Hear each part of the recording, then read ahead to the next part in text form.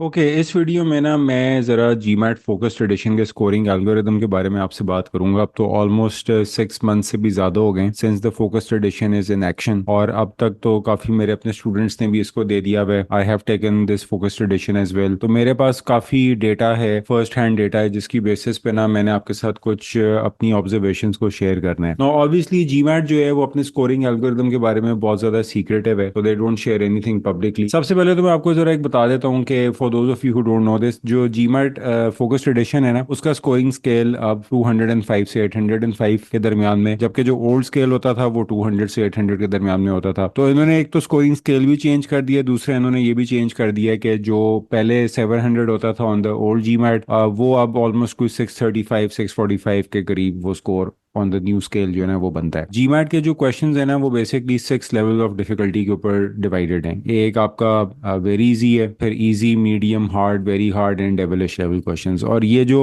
Her level of question है ना उसको बेसिकली एक स्कोरिंग स्केल असाइन किया जाता है। तो जिस तरह अगर आपका लेट्स है एक्चुअल एग्जाम के ऊपर आपका स्कोर जो है वो समथिंग बिलो 505 आता है, गॉड फॉरबिड, तो इसका मतलब है कि आपका जो लेवल है ना वो वेरी इजी लेवल है। मतलब you were probably able to get only those level of questions right, और बाकी इस क्वेश्चंस को आपने कुछ खास परफॉर्म नहीं किया। और अगर आपका obviously core is somewhere around this bracket of 600 to 655, इसका मतलब है कि मोस्टली आपके जो हार्ड और medium hard, very hard level हैं, इस तरह के क्वेश्चंस के ऊपर आप अच्छा परफॉर्म कर रहे हो। तो जीमैट जो है ना इट्स एन एडेप्टिव एग्जाम, जैसे आप अच्छा परफॉर्म करोगे वैसे वैसे आपके क्वेश्चंस का डिफिकल्टी लेवल भी बढ़ता चला जाएगा। लेकिन जो अडेप्टिवनेस है ना न्यू जीमैट की, वो बहुत डिफरेंट है from the adaptiveness of the old GMAT. Old GMAT पे ये होता था का क्वेश्चन गलत होता था, आपको अगला क्वेश्चन आसान आ जाता था, सही होता था अगला मुश्किल आता था, वो भी सही होता था अगला और मुश्किल आता था। अब जो न्यू जीमैट है ना उसके ऊपर ऐसा नहीं होता। एक क्वेश्चन की परफॉर्मेंस आपके नेक्स्ट क्वेश्चन के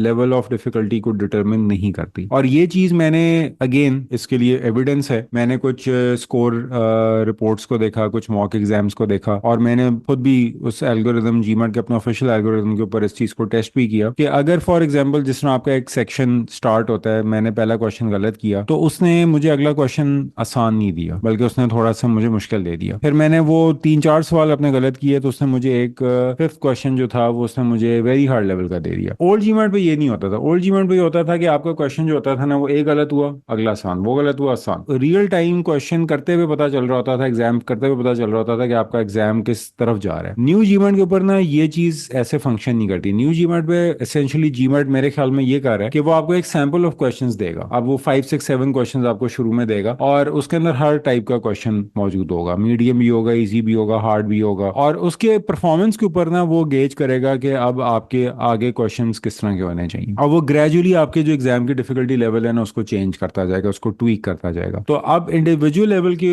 ऊपर परफॉर्मेंस जो है, इंडिविजुअल क्वेश्चन की परफॉर्मेंस जो है ना वो डिटर्मिनिंग फैक्टर नहीं है, which is a good thing, क्योंकि इसकी वजह से होता ये था कि पहले जीमैट के ऊपर आपके अगर शुरू के क्वेश्चन गलत हो जाते थे ना तो आप बिल्कुल ही उड़ जाते थे, बाकी आप सही भी कर लेते थे ना तो आपको कोई खास फायदा नहीं होता था। और ये चीज मैंने अगेन एक अटेम्प्ट के अंदर इसको टेस्ट आउट भी किया था कि मैंने ये किया कि मैंने फर्स्ट 10 क्वेश्चन सही किए और लास्ट 10 गलत कर दिए, वर्सेस मैंने फर्स्ट 10 गलत किए और लास्ट 10 सही कर दिए। तो दोनों केसेस में मेरा जो स्कोर था ना वो सेम ही बना। ओल्ड जीमैट के ऊपर बहुत फर्क स्कोर बनते थे, और उसकी वजह ये थी कि वहां पे वो शुरू के क्वेश्चंस को ज्यादा वैल्यू करता था। वो आप गलत कर देते थे तो आपके लेवल इतना गिर जाता था कि आपके सारे सवाल आसान होना शुरू हो जाते थे, और आसान सवालों की वेटेज क्योंकि जीमैट पे कम होती है, मुश्किल क्वेश्चंस की ज्यादा होती है, तो उस वजह से फिर आपको एंड पे आसान सवाल मिल रहे होते थे तो वो आप सही कर भी लेते थे तो आपका स्कोर को खास इंप्रूव नहीं होता था। तो अब ये होता है कि जिस तरह वो आपको एक सैंपल ऑफ क्वेश्चंस देगा, उसमें आपने परफॉर्म जो भी किया उसकी बेसिस पे अगला सैंपल होगा, अगला सैंपल होगा, अगला सैंपल होगा। तो आप अगर शुरू में मार खा भी जाते हैं, लेट से आपको टेस्ट एंग्जाइटी, आपके शुरू में क्वेश्चंस गलत हो गए, तो don't get discourage by it. आपके पास रिकवरी का चांस है, आप आगे ठीक करना शुरू कर दें, आपके क्वेश्चंस दोबारा से मुश्किल आना शुरू हो जाएंगे, ओवरऑल एक आपको रिकवरी जो है उसकी एक चांस मिल जाएगा। तो ये एक पॉजिटिव चेंज है। ओल्ड जीवन के ऊपर तो एक और प्रॉब्लम भी मैंने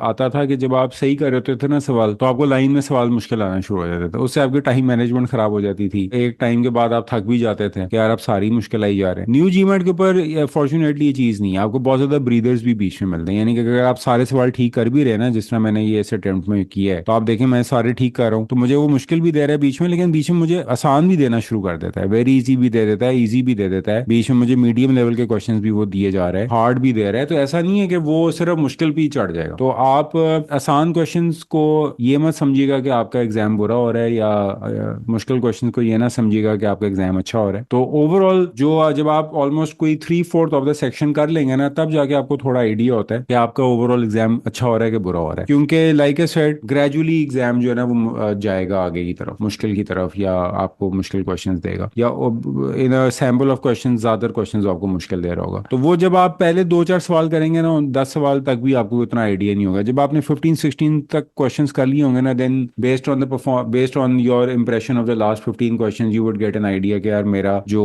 ओवरऑल एग्जाम है ना वो अच्छी की तरफ जा रहा है कि बुरी की तरफ जा रहा है। बट ओल्ड जीमेट के ऊपर आपको एक एक सवाल के ऊपर पता चल रहा होता था कि आप अच्छी की तरफ जा रहे हो कि बुरी की तरफ जा रहे हो। फिर इसमें एक और चीज भी मैंने ऑब्जर्व की है कि ओल्ड जीमेट पे ये होता था कि जो पहला सवाल होता था ना ऑफ एवरी सेक्शन, वो मीडियम लेवल से स्टार्ट होता था, फिर आप उस पर अच्छा परफॉर्म करते थे तो वो आगे मुश्किल की तरफ जाता था। अब जो न्यू जीमेट है ना, इसके अंदर स्टार्टिंग पॉइंट कुछ भी हो सकता है। आपको पहला सवाल वेरी इजी भी आ सकता है, वेरी हार्ड भी आ सकता है, इजी भी आ सकता है, मीडियम भी आ सकता है, कुछ भी आ सकता है। मैंने ये अगेन काफी स्कोर रिपोर्ट्स देखी हैं, बड़े लोगों के मॉक्स की परफॉर्मेंसेज और अपने मॉक्स को भी इवेल्युएट किया था, तो मैं ये देखता था कि हर दफा रैंडमली मुझे वो पहला क्वेश्चन थ्रो करता था। और यही चीज जीमैट की इस बात को रीअफर्म भी करती है कि अब उनका स्कोरिंग एल्गोरिथम जो है ना, इंडिविजुअल क्वेश्चंस के ऊपर अगले क्वेश्चंस की डिफिकल्टी को डिटरमिन नहीं कर रहा होता, ओवरऑल वो आपकी परफॉर्मेंस को देख के आगे गेज कर रहा होता है कि आपका एग्जाम अच्छा हो रहा है कि बुरा हो रहा है। और होता ही है कि जिस तरह अगर आप देखें, अगर आप बहुत अच्छा भी परफॉर्म कर रहे हैं, जैसे मैंने भी पहले भी बात की, आपको आसान सवाल भी मिलेंगे, ईजी भी मिलेंगे, मीडियम भी मिलेंगे, वेरी इजी भी मिल जाएंगे। जिस तरह अब ये है सारे सवाल सही किए हैं, तो आप ये देखें नीचे मैंने इसकी एक रिपोर्ट कंपाइल की हुई है, इसमें ऑलमोस्ट 9 क्वेश्चन जो है आउट ऑफ 21 वो medium easy very easy level के। मैं जो सारे गलत कर रहा हूँ, तो उस केस में क्या होगा, मुझे उस केस में भी वो थोड़े हार्ड वेरी हार्ड लेवल के क्वेश्चंस भी दे रहा है, ठीक है। हाँ, उस केस में जाहिर है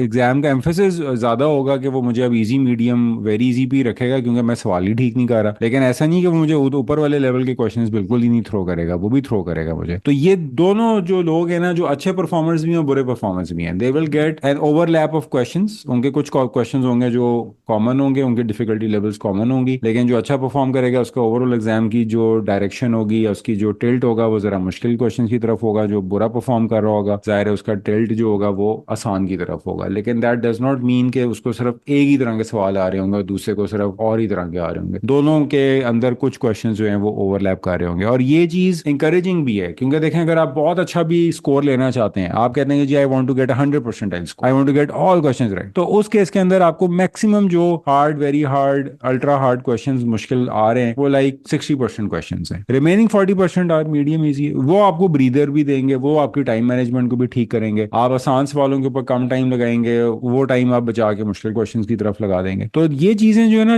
न्यू जीमेट के ऊपर बड़ी पॉजिटिव चेंजेस हैं। आई फील के इससे एग्जाम थोड़ा सा ना इन दैट सेंस आसान हो गया। न्यू जीमेट स्कोरिंग एल्गोरिथम है ना, इस चीज को मैंने जीमेट के साथ कंफर्म भी किया था over the email, and they replied in positive to this. मुझे एक इंप्रेशन था कि जो न्यू जीमेट है ना, ये इस चीज को भी काउंट फॉर करता है कि आप एक क्वेश्चन को अगर ठीक कर रहे हैं तो आप कितनी देर में ठीक कर रहे हैं। तो मैंने जब जीमेट से इस बात को कंफर्म किया, क्योंकि मुझे ये हंच इस तरह से हुई थी कि मैंने 2-3 इनके मॉक एग्जाम्स दिए, उसमें मैंने ये देखा कि मोरलेस मेरी परफॉर्मेंस सेम थी, सेम लेवल ऑफ क्वेश्चंस मेरे दोनों में सही चल रहे थे, लेकिन मेरा स्कोर मैंने एक वेरिएशन थी। तो आई वाज वेरी कंफ्यूज कि यार मेरे दोनों में इक्वल नंबर ऑफ क्वेश्चंस ठीक हो रहे हैं, जो जिस डिफिकल्टी लेवल के क्वेश्चंस ठीक हो रहे हैं वो भी वही हैं, तो फिर मेरे स्कोर में वेरिएशन क्यों है। They actually got back to me and they said कि अब वो जो स्कोरिंग एल्गोरिथम है ना, उसके अंदर वो इस चीज को भी काउंट फॉर करते हैं कि टाइम आपने कितना लगाया है क्वेश्चन के ऊपर। अगर आप एक क्वेश्चन को ठीक कर रहे हैं लेकिन जरा जल्दी कर लेते हैं तो उसको आपको थोड़ा सा एज ज्यादा मिल जाएगा, थोड़े पॉइंट ज्यादा मिल जाएंगे। अगर आप किसी मुश्किल टॉपिक के क्वेश्चन को सही कर रहे हैं तो उसका भी आपको एज मिलेगा। और उन्होंने ये भी लिखा कि there are also other factors that we take into account. अब वो अदर फैक्टर्स क्या हैं ये खुदा जाने, इनके बारे में मुझे नहीं आइडिया, लेकिन जीमेट उनको शेयर भी नहीं किया, बट दे डेफिनेटली सेड कि they are taking not just the fact कि आपका किस डिफिकल्टी लेवल का क्वेश्चन ठीक हुआ है, क्योंकि ऑब्वियसली लाइक आई सेड मुश्किल क्वेश्चन ठीक करेंगे तो उसका क्रेडिट आपको ज्यादा मिलेगा, उसकी वेटेज ज्यादा होती है। जीमेट के ऊपर आसान क्वेश्चन ठीक करेंगे तो उसकी वेटेज कम होगी। तो इस चीज को तो वो अकाउंट कर ही रहे हैं, ये तो ओल्ड जीमेट पे भी वो अकाउंट करते थे इस चीज को, लेकिन न्यू जीमेट के ऊपर वो और फैक्टर्स को भी काउंट फॉर कर रहे हैं। तो ये भी एक चीज है जो कि आपको पता होनी चाहिए। अब इसका कितना इंपैक्ट है आपके स्कोर के ऊपर, मेरे एक्सपीरियंस में बहुत सिग्निफिकेंट इंपैक्ट नहीं होता, लेकिन but definitely there is an impact on the score. तो जस्ट टू समराइज दिस, बस जीमैट के ऊपर क्वेश्चंस को इन जनरल सही कर रहे हैं तो आप मुश्किल क्वेश्चंस आपको आते रहेंगे, मुश्किल क्वेश्चंस की वेटेज ज्यादा होगी, उनको ठीक करने का क्रेडिट ज्यादा मिलेगा। आसान सवाल आएंगे तो उनको ठीक करने का क्रेडिट उतना नहीं है। लेकिन एक चीज और भी मैं आपको बता दूं, आसान क्वेश्चन को गलत करने की पेनल्टी भी बहुत ज्यादा है। अगर आप आसान क्वेश्चन गलत कर रहे हैं तो पेनल्टी उसकी आपको ज्यादा पड़ेगी वर्सेज आप एक हार्ड क्वेश्चन को गलत कर रहे हैं, उसके अंदर आपको इतनी पेनल्टी नहीं है। तो ये चीज भी आपने जहन में रखनी है कि don't make stupid silly careless mistakes and gate easy questions wrong, because that will damage your score a lot more than getting a harder question wrong. Before I and this video, एक जो final मेरी आपको suggestion है ना, अगर आप एक अच्छा स्कोर लेना चाहते हैं ना, तो आप जितने स्ट्रेचेस के अंदर क्वेश्चंस ठीक करेंगे ना, उतना आपको उसका बेनिफिट है। मतलब कहने का मतलब ये कि अगर लेट सपोज आपने 4-5 क्वेश्चन अंदर स्ट्रेच ठीक किए, फिर आपने 2-3 गलत भी कर दिए, फिर आपने 4-5 ठीक किए, 1-2 गलत हो गए, उसके बाद फिर आपने 3-4 ठीक किए, एक आध गलत हो गया, this is going to give you more benefit than getting like 2 questions right and then 1 wrong, then maybe 3 right and then 1 wrong, then maybe again 2 right and then 1 wrong, या then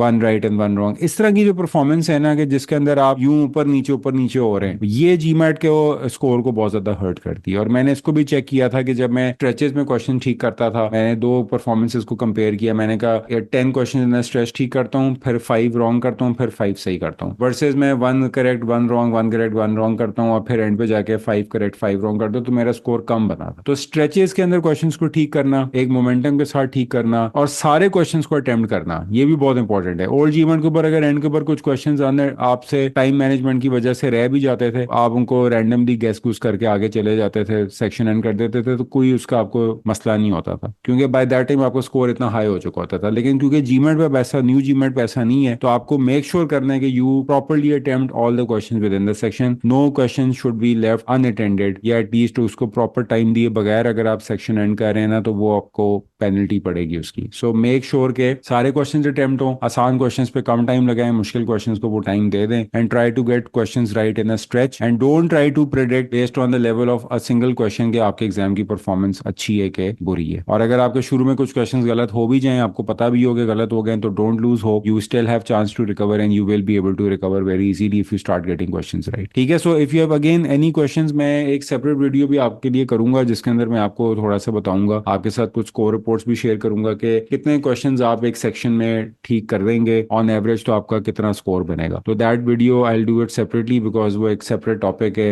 ये video बहुत लंबी हो जाएगी वरना। तो we will address that issue in a separate video. Again, if you have any questions, so please feel free to ask me. I will be more than happy to reply back in the comment.